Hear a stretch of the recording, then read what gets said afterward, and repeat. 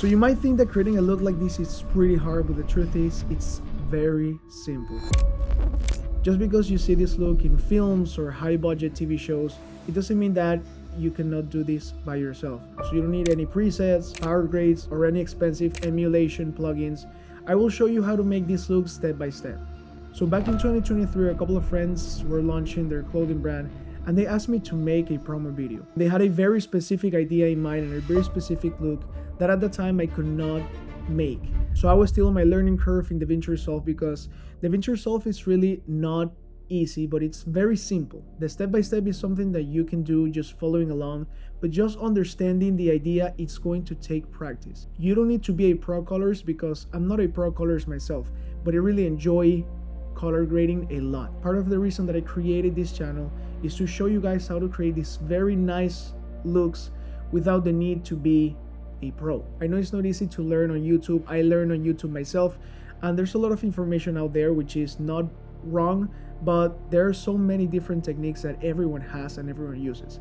I just want to make it as simple as possible because I'm really not a technical person, and this is one of my favorite looks. If you like this moody and dark type of looks, this video might be for you. And if you're a beginner, all you have to do is follow along with your own footage.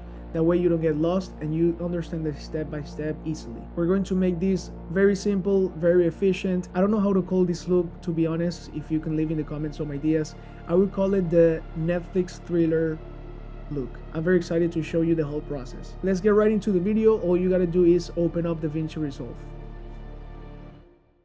Alright, so once you open up DaVinci Resolve Studio, you open your project, you're here and you see your timeline. First thing we're going to do, even before we go to the color page, is we're going to the bottom right corner right here to the gear icon. We're going to open up the settings and go to color management. Right here, what we're going to make sure is to have the right color space, so when we export the footage, it looks exactly as it looks in the software. So for color science, we're going to go to DaVinci YRGB, timeline color space DaVinci YG intermediate, and Rec 709A if you're working on a Mac. If you have a Windows computer, you can go ahead and select Rec 709 Gamma 2.4. So save this. And next thing is going to be top left corner to DaVinci Resolve and go to preferences. This is going to be super quick. In general, under system, just make sure you have these three, which are the 10-bit precision in viewers, use Mac display color profile, and automatically tag Rec 709 scene to Rec 709-A. If you're on PC and you see some of these that are not in your settings, just try to check the ones that you do see. So let's save right here. And now we can go ahead and click the color page right here. If you don't see the labels, you can just right click and show icons and labels on the bottom part. So these are all the clips of the timeline. If you don't see these right here, you can just click clips up here at the top so you can take a look at those. So we're going to select a hero frame. So a hero frame basically is that one clip, the one frame that represents all of the frames on the sequence. I chose this right here because we can see the subject, the sweater, the bushes, the tree, and the sky. For example, we will not choose this right here because you don't see the sweater. It's very limited because it's a close-up shot. This right here is also a close-up, and this right here you don't see clearly the face and it's a backlit image. And if you saw the girl in the purple sweatshirt, you might be asking, so, oh, why not choose the one where they both are on frame? So this shot right here.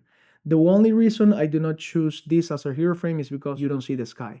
And if it's just because of the purple sweatshirt, we can just go back and adjust the colors as we need. So let's go back to our hero frame right here. We're going to add two serial nodes with Option S or Alt S if you're in Mac. We're going to label this node color space transform, and the second node we're going to label it color space transform as well. So the first node we're going to keep up here, and the second one we're going to move it all the way to the end. So we have one at the beginning and one at the end. Right here we're going to click on effects and type in color space transform. Click and drag. And we're going to select the camera profile that we shot this image with. In my case, I shot with the Sony FX3 with S-Log3. So I'm going here to select Sony S-Gamma3.Cine and Sony S-Log3. For the output color space, right here, we're going to go to DaVinci White Gamut and output gamma DaVinci Intermediate. What I do here is select the first node, copy with Command or Control C, and paste it with Command or Control V right here. We're going to open up the effects on the second node and we're going to swap the values right here.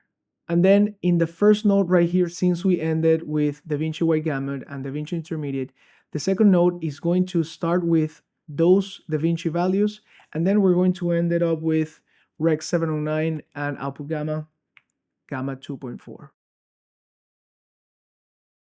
So what we did here was convert our raw or log footage into the Rec 709 color space, which is the regular color space that you see on every video.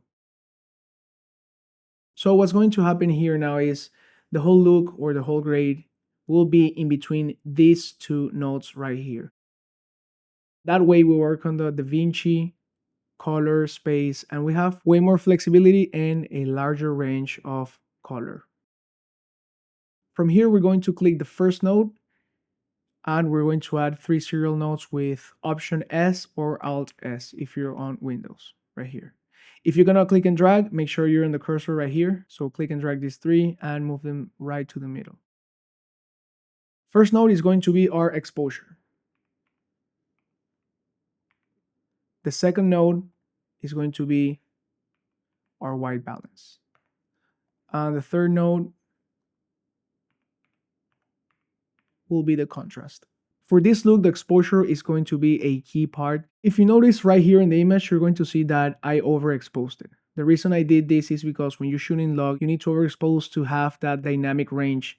And also because I knew that I was going to bring the whole exposure down in post-production. So in this step, I'm going to go to HDR wheels right here. And in these 3 dots in the top right corner, I'm going to select my color space to be the same as my camera profile that I chose before. So Sony S Gamma 3.cine and here in Gamma Sony S.3. This way I'm adjusting the exposure from that raw file. So in global, I'm going to lower this exposure. You're going to see the values right here in the parade. I'm just going to ignore the scopes for now because I'm just going to bring the whole thing down and you're going to see that the highlights are going to be way below than what you're usually used to. Because we want to achieve this moody and dark look, we're going to break a couple of rules just to achieve this. So I'm going to park it right around 1.65. So if you don't see the values right here on your scopes, you can just click the settings right here and just reset view. Sometimes for me, I open up DaVinci Resolve and they just simply disappear. For the white balance, this is the only part of the whole process that I look at the scopes because it's more of a technical aspect of this color grade. We want to make sure that the red, green, and blue values are all in the same line. So our goal with the white balance is to have the whites be white and the blacks black. So to be more clear, we don't want any other colors spill over those values. How we do this is I go to the offset and the red, green, and blue values right here, I just look at it the same way as I look these 3 right here. So if I see the parades right here, I will notice that the red is way below the green and the blue. So I'm just going to add 1 red right here. So 26. I always go in increases of 1, so 26, 27, 28, just to get everything more symmetric. And if I need to go a little bit lower, I just go up by half, for example, 26.5. And for the blues, I'm going to go 25.5 right here. So if I choose a white part of the image right here, it's going to display the 3 values that are going to be on the same level. So if you don't see the values displaying on the parades, you can just simply select here and click on display qualifier focus. That way you can know that the whites are white and in the dark parts, they are all in the same level. So right here we have our image balanced. Next, we're going to go ahead and dial in our contrast. So right here, I'm going to use my color panel, but I'm going to basically add more contrast with the slider right here. So I'm just going to raise it and I'm looking only at the darkest part of the images just to make sure I don't crush my shadows and lose any detail in those.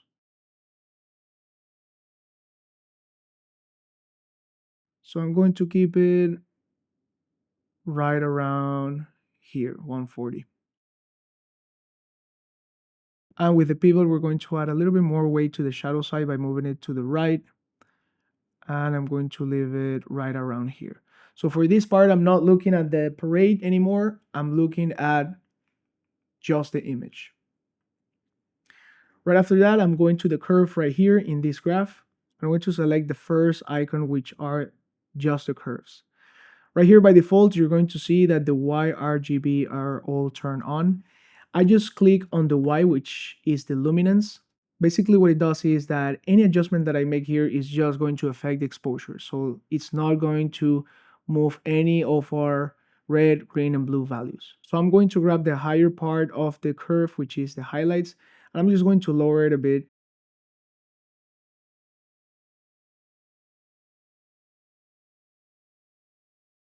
And then I'm going to raise it back up.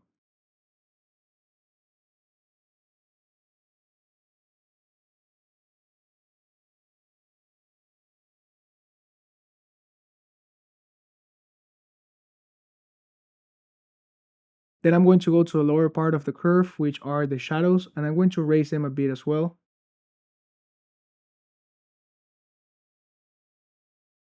And then I'm going to just bring them down right here.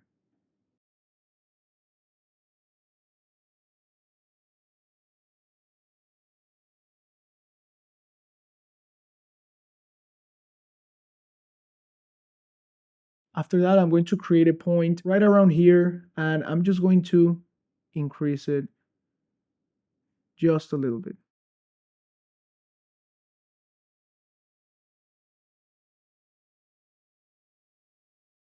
So this way I added my contrast on the image. Here's the before and after, and you're going to see I really crushed the shadows in this step. But because our next step is going to be right here next to the color space transform. We're going to add two nodes. And just to level out those shadows and highlights, here we're going to do a softening. So for the soft, I'm going to do the highlights and the shadow sliders right here. And I'm just going to run my highlights and just bring them down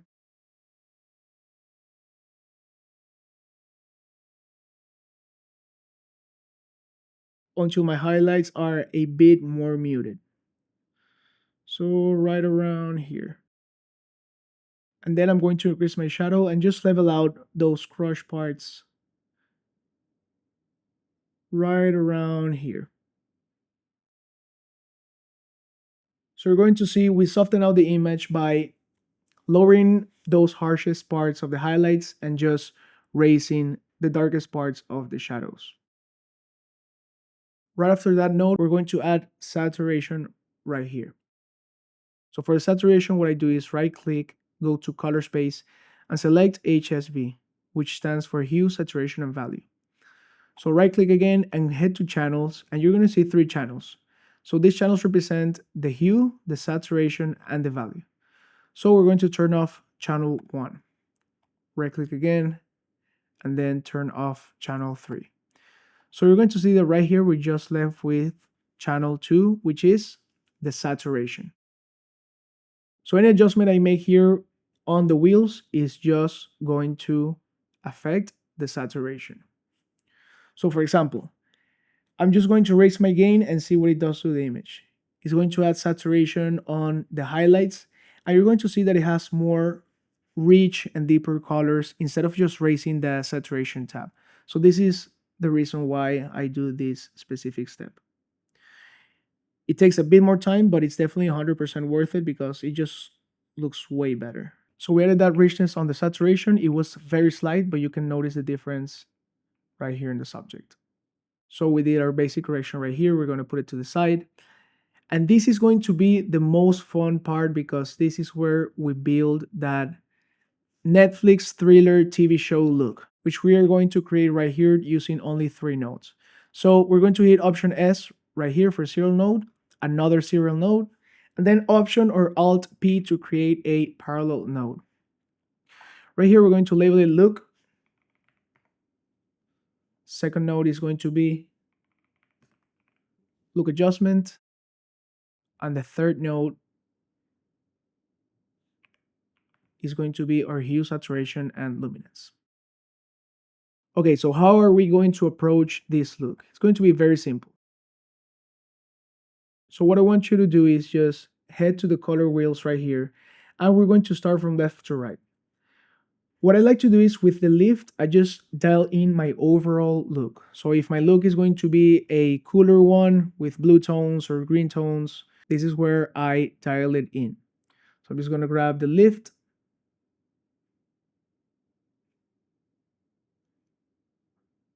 and I'm just going to park it right here. After that, I'm going to move to the gamma. And the way I see the gamma is I'm just going to level out the midtones so I recover the skin tones on the subject. So basically what I do is if I go blue or cooler on the lift, I go warm or orange on the gamma. So I go the opposite side.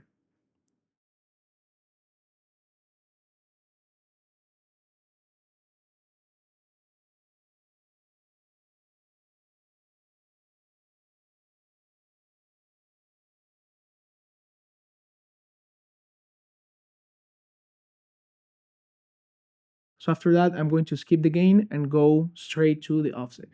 Offset is going to affect all the colors equally. So lift is going to be the shadows, the gamma, the midtones, the gain, the highlights. Offset is everything all at once. So I'm just going to grab the offset and just bring all the values to the cooler tones. So I'm going to move them a little bit to the teal side and the blue right here.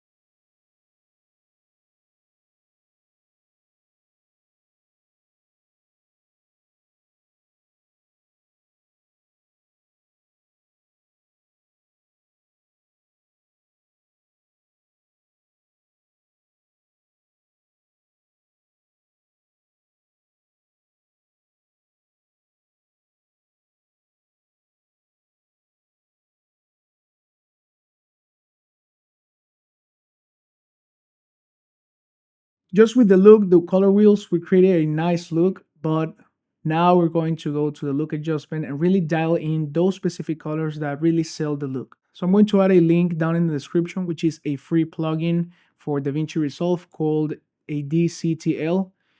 This one specifically is going to be the Tetra Interp. And what you see here may be a bit confusing at first, but I want you to see it as these hue, saturation, luminance curves, which we all know and use a lot. But the difference here is that instead of using the curves and moving around the colors, you have a slider. So each color, red, green, blue, cyan, magenta, and yellow, they'll have their own values. So I have red, red, red, green, and red, blue. And every color has the red, the green, and the blue. How are we going to approach this? Well, first, I'm going to grab the black and red, and I'm just going to lower it just a little bit so we can add that cyan or that extra blue tone to the whole image. And one thing that really helped me understand color grading, and this was a game changer for me, was understanding the opposites of the red, green, and blue.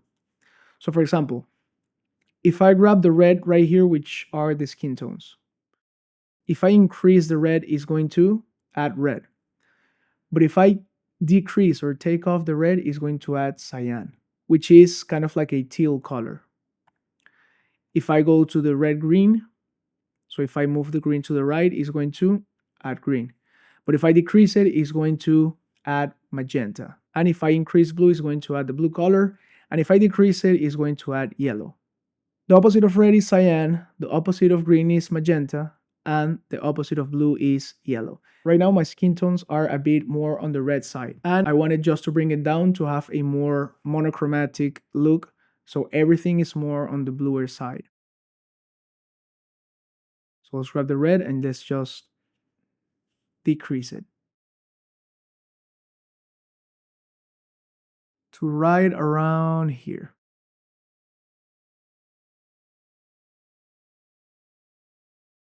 So now we go to the red green and just keep looking at his face and the skin tone so you see the changes that we're making right here. So we add green,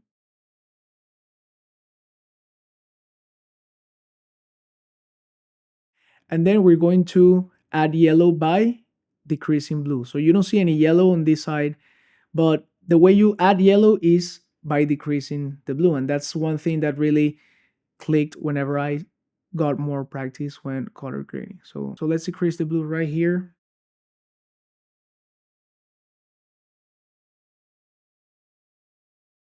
So now we really dial in those skin tones where we want them to be. Now let's move to the magenta. I'm just going to decrease the redness on the magentas, and here you're going to see these adjustments on the lips. So let's just decrease the magenta or add cyan right here. Then we're going to move to the green and we're just going to add it to right around here. And finally, we're going to add more yellow to the magentas.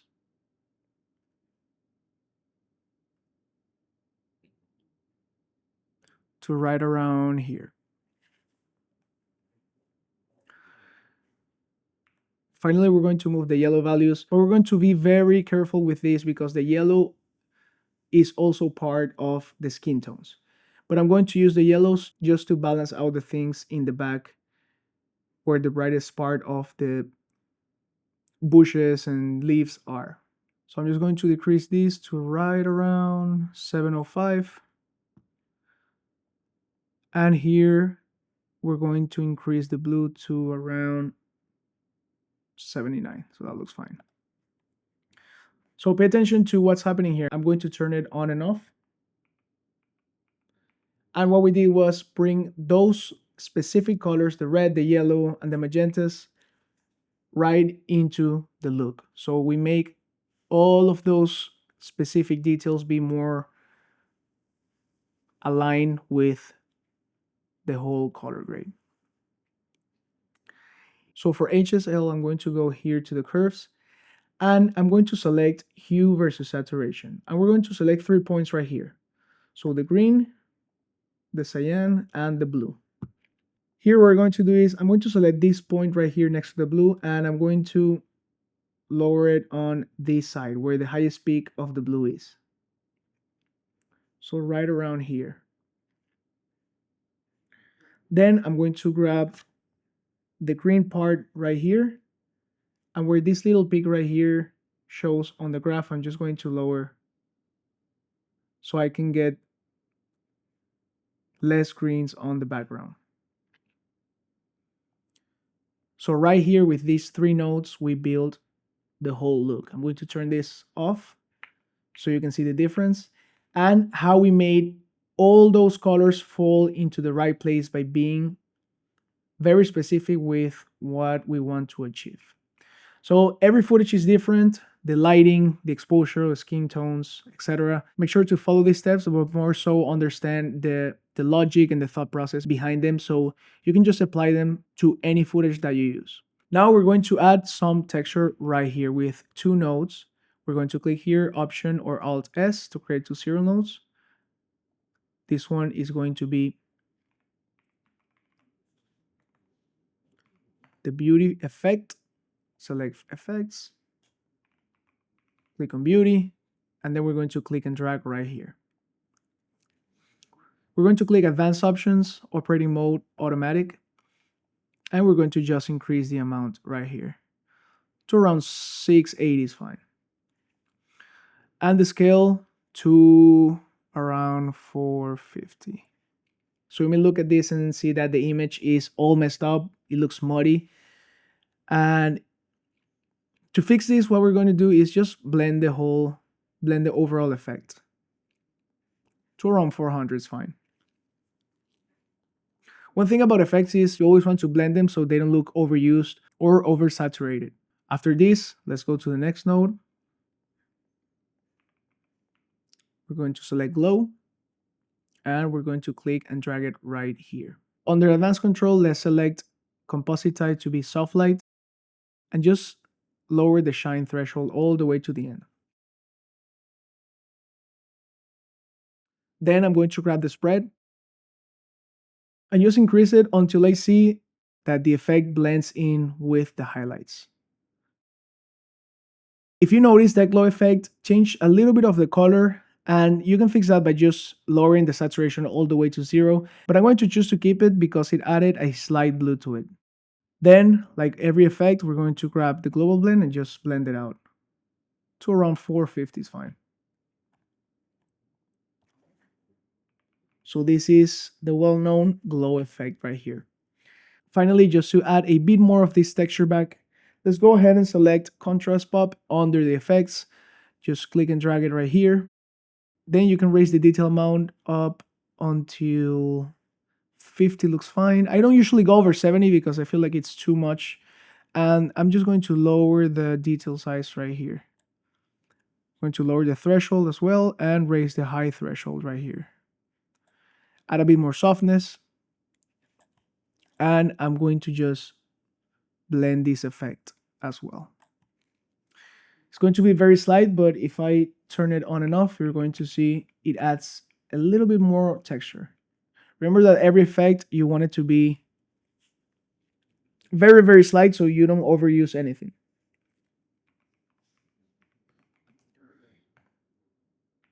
So now we have the texture, the look, and the color correction right here. Thank you for watching all the way to the end. Again, I really appreciate you being here. If you like the video, the look, learned something new, let me know down in the comments what was your favorite part. And don't forget to subscribe because we're going to keep practicing all these looks, create more color grading, and we're going to just become better at the craft. The key here is to practice as much as you can. So hopefully I'll see you in the next video, and thank you again so much for watching this tutorial.